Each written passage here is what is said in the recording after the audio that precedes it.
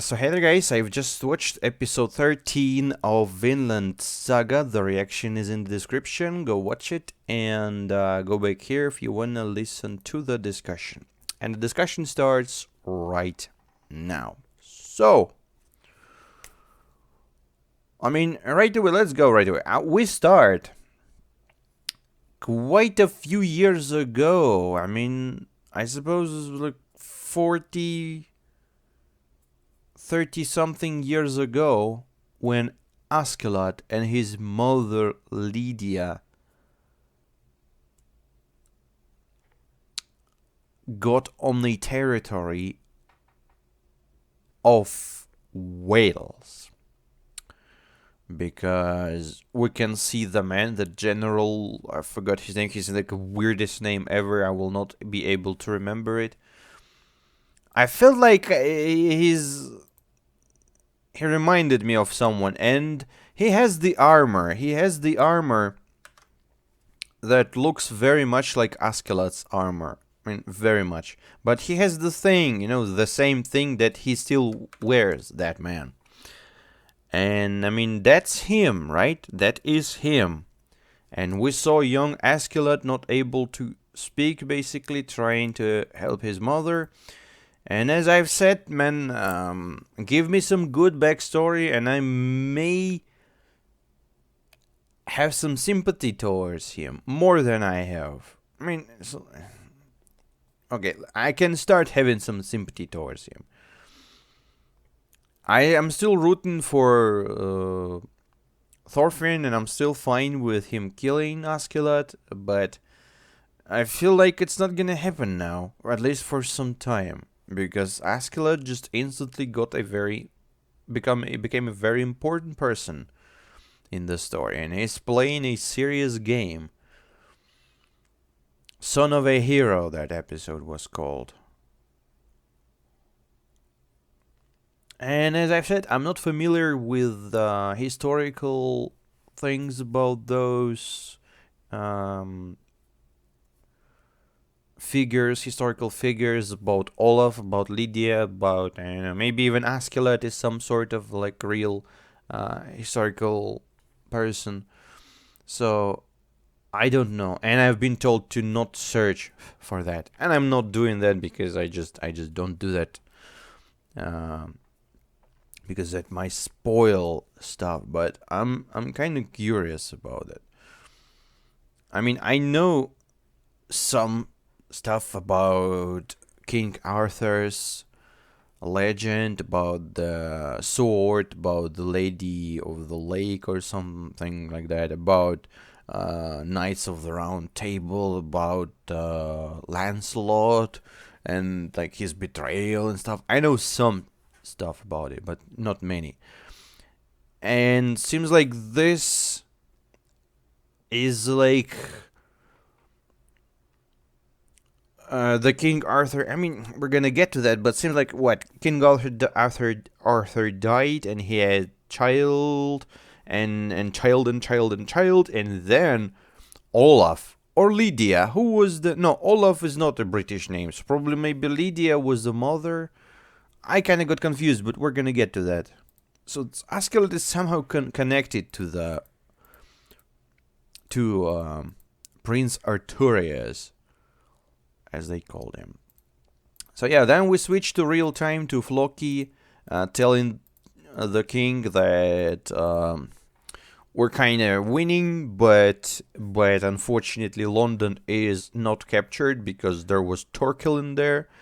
But you know what's captured? Your super good-looking princey boy, Canute. He is captured successfully by Thorkel as well. But no, they don't even know where he is kept and where they're going. So yeah, no intel. But Floki is like super serious, like we're gonna help him. And the king really want his boy back. And then we saw poor Askeladd's dead horse. So yeah, long story short, the guys from the whale started screaming like oh, you terrible barbarians, we're gonna shoot you dead, and yada yada yada. But yeah, definitely the idea was like, we have to speak, we have to speak, we have to speak. And Bjorn said that, I mean, guys, if they wanted to shoot us, they would shoot us. But no, they want to have a discussion about something, like we're having here. And Askeladd decided, that guy who's with him, the commander, he knew everything. So he knows Askeladd for, like 30, 40 years or something. And he knows the story. Who's this man? And he was asking him, like, will you tell them about it? But no, Askeladd decided to first to use Prince Canute. Poor Prince Canute was placed in front of those Welsh people, and Askeladd like, speak now, speak, your majesty. And his majesty, poor majesty, was not able to speak. That was funny for him. And I don't know, I kind of... He seems a bit goofy sometimes now. Previously, he was like very silent and like there was nothing about him. This episode, he finally had some time to shine as a comedic character, as a dramatic character as well. So yeah, it's kind of fun to see him, but poor Prince is not able to speak. Though it's cool that the one who made him speaking in the end, that was Thorfinn, because they're like such a contrasting characters to each other. Like it's like ridiculous. And the way he called him princess, that was hilarious as well. So yeah, the prince is not able to speak, and Askeladd like, okay, I get it, and I am sorry. He said, I'm sorry to the prince. And Ragnar as well, he explained that the prince lived not a funny life. So the royal family is a treacherous den of foxes that feast upon each other. Yeah, people are killing each other for the power and influence. Who's gonna become a king? And that's why this prince decided to be very strict, very silent, very non-proactive, just to stay alive, because he knew that he's gonna say a word, not accurate word, he's gonna be killed. That's a terrible life in the kingdom of those times. And that happened everywhere, of course. So the king just scared for his life. And he has reasons for that. And Ragnar was also super funny in this one, at least. I mean, this anime is very serious. It's like, oh, blood and gore and like political and all that stuff. But then, boom, some goofy scene happens with like stupid face of Ragnar. And Thorfinn like calling the princess. You don't expect that, and that's why it is actually super funny. Because in the comedy show, you have the mood and it's kind of improves everything. But here you have like surprise factor, like what? And Thorkel is one of those characters that is like, yeah. Whenever he appears, some funny stuff happens. Where's the priest? This episode, we never saw a priest here. He stayed somewhere. Guess, where's the man? I remember only the last time they were speaking about love. And then, boom. No more priest. I wonder why Prince Canute has that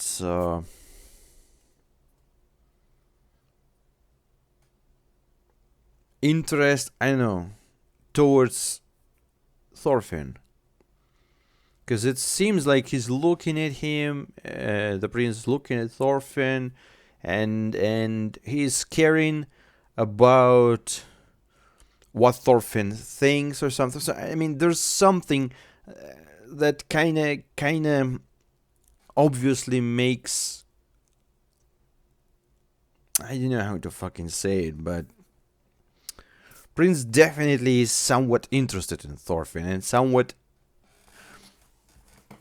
worried about how Thorfinn sees him. I don't know why. Maybe because he sees how strong this guy is, how badass he is. And I mean, yeah, Thorfinn is like a little piece of sharp blade. He is not a nice person, and I mean, I have no issues with that because what can you do? Such life is not an easy life. And then Askeladd says, I'm gonna tell them. I am gonna tell them. And they went on a hill. They started speaking with this funny looking guy that looks like He-Man from a very old show that I was not even watching, but I just know it exists. It never aired here. But can we go back to the history of Askeladd, please?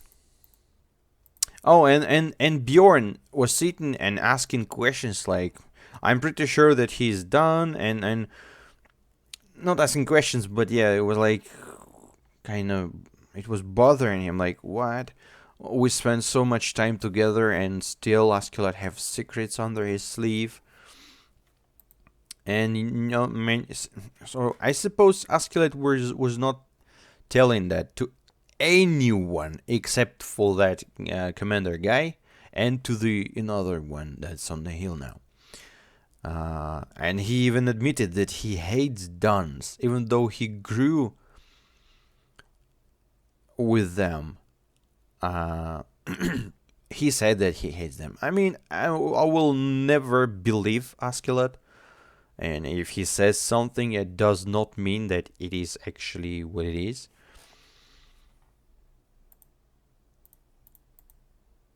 But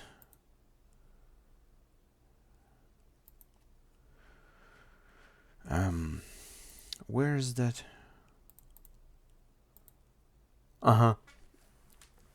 This is rather difficult to actually. Let's rewatch that again to just.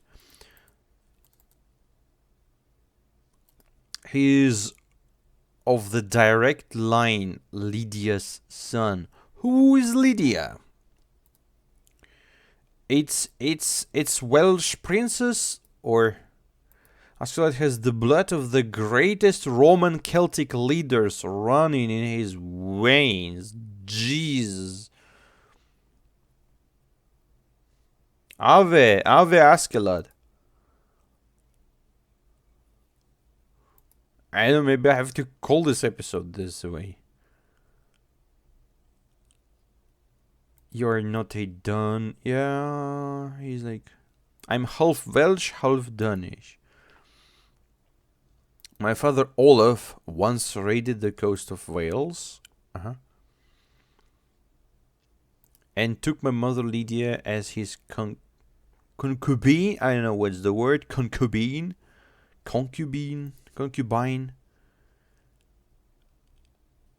She gave birth to me. Was that? It was not by love, yeah, or what?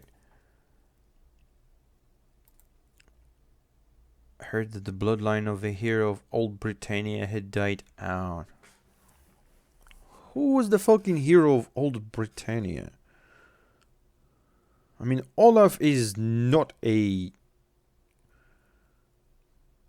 English or it's Viking name.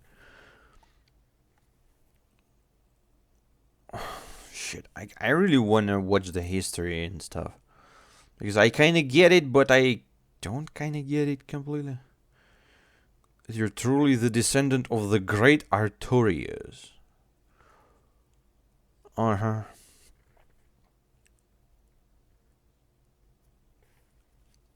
The Celtic processors of England.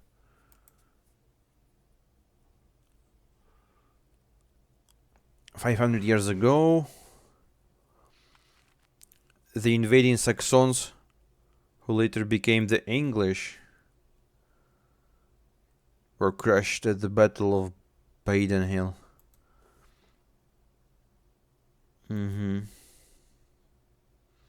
But it happened in Wales, I suppose. Legend of the King Arthur. They even knew the legend back then.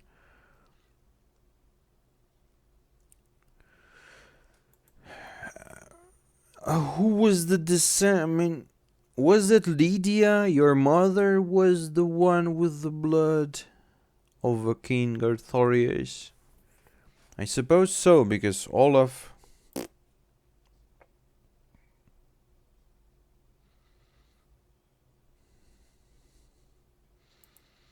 First he's... with his mother Lydia. And that was not a nice visit, by the way. Shit, when they showed that, I was like, what? So we finally see some Askeladd backstory. And that's cool. That's cool. I mean, yeah, the guy is an important person. She was an unlucky woman, poor woman. My father kept her trapped in his bedroom for most of her life. Yeah, that was not for love, though, for sure. To the stables. That's why he hates Duns, because his father was a dick. And he seemed to love his mother.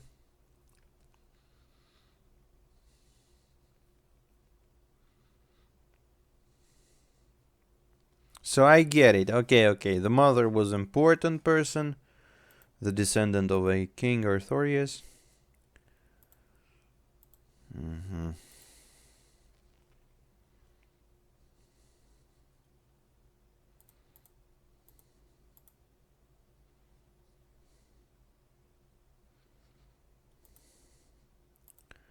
And he wants to, as he says, plop that sickly princess soft arse on the throne. So they wanted to make a prince a king, and then he thinks that he will be able to become somewhat important person and make peace. I mean, is that Askeladd? I mean, that Askeladd that killed women for money?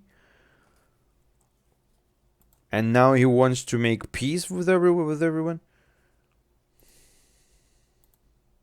I'm kinda confused. Is he actually want to do that? I want to let them take you in one step into this land. So he's like super loves whales. It's so difficult, man. I'm re-watching the episode basically now, at least some parts of it. And when I was watching it, I got some information, but some of it got like completely unnoticed. But now I'm noticing it. Yeah, he actually said that he fucking loves whales. He's like a real patriot of this place. And he hates Vikings, but he leads Vikings. Askeladd, such a complicated person. Either he plays really good, either he's actually like, wow. An interesting person indeed. And then he said that he hates Duns. So they decided that they all give their weapons and they're gonna march through the territory. Thorfinn again, like, screw you, Askeladd. And I mean, Askeladd promised to give Thorfinn a duel. So you're telling me that Thorfinn is the Viking that has all the chances to actually kill the lost one of, of the descendants of King Arthurius. At least he really wants that. And I don't think he's gonna be bothered, like if Askeladd gonna tell him the story, Thorfinn is not gonna listen to it. I mean, he's gonna listen and say like, sorry de, or like, hey, I don't care, can I kill you now? Oh, that's such a nice, good-looking woman. Look at them. Look at this cute woman and cute little kiddo. So they went through the territory and people were laughing. And yeah, that was the moment. Prince wanted to start a dialogue. He wanted to speak with Thorfinn. Thorfinn, like, something like, what are you looking at, princess? Jeez, that's savage. But I mean, Prince could have cut his hair or something, and he's gonna be looking like a man, like a normal man. And yeah, Prince started speaking. Ragnar was shocked, like, oh, Prince is speaking with someone who's not me. And I know how it's gonna go, but I kind of see Prince and Thorfinn kind of having some friendship thing going on. I'm not sure will it happen or not, but I can see such thing happening, and it's gonna be kind of cool. I think they may influence each other. One is very accurate, and not accurate. What's the word? Then what's the word? One sec. How can I forget such an easy word? Careful, cautious, very careful and cautious person, but he lacks confidence. Another one is reckless and overconfident. So they're like two absolutely different sides. And I see the possibility of them positively influencing each other. I don't know how long will Prince Canute stay in the story, but I don't want him to die. And that was an interesting scene when he finally starts speaking. And as I've said, that's cool that it was specifically Thorfinn that made him speak with him. Forced him, basically, just by his appearance. I'm not winning, he said. Whining.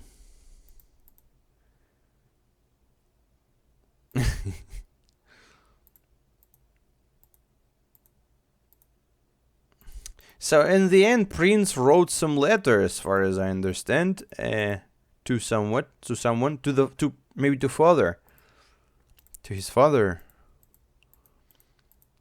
And they were going through the winter, and Askeladd decided that we're going this way. Not that way, but this way. So he has another plan, and that's a man with a plan. It's like a goddamn Dutch from Red Dead Redemption 2. Always with a plan. Always with the plan. When he's gonna stop with the plans, though, I don't know.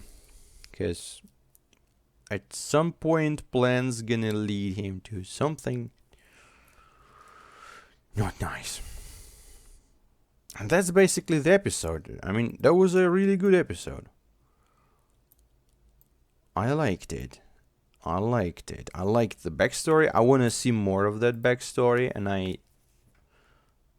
I'm pretty sure that we will have some. And yeah, until then, guys, see you in the next episode. Bye bye.